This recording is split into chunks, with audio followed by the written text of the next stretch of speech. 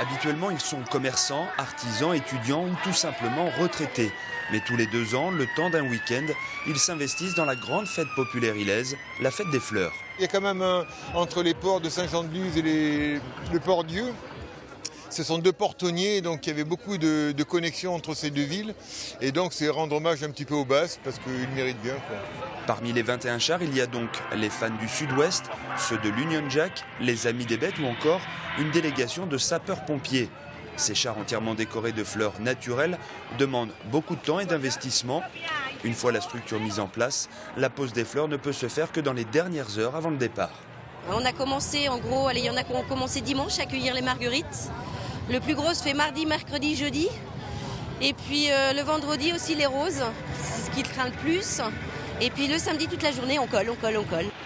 Jusqu'à 3000 marguerites sur un char, mais aussi des pompons, célèbres sur l'île, des pétales de rose ou des feuilles. Tout est bon pour sublimer les chars. Et c'est parti pour une petite dizaine de kilomètres à travers l'île, dans une ambiance très festive.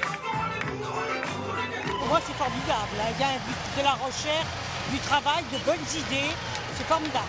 Et une bonne ambiance. C'est toujours pareil, et plus ça va, mieux c'est, et plus on a le plaisir de les voir et de les regarder, de participer, c'est vraiment super. Je trouve ça merveilleux d'avoir autant d'optimisme.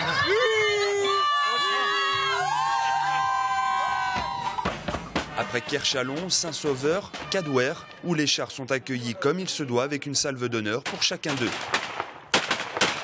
C'est une tradition, c'est ancestral. Les chars sont très bien accueillis dans d'autres villages, mais Cadouer, c'est toujours le top.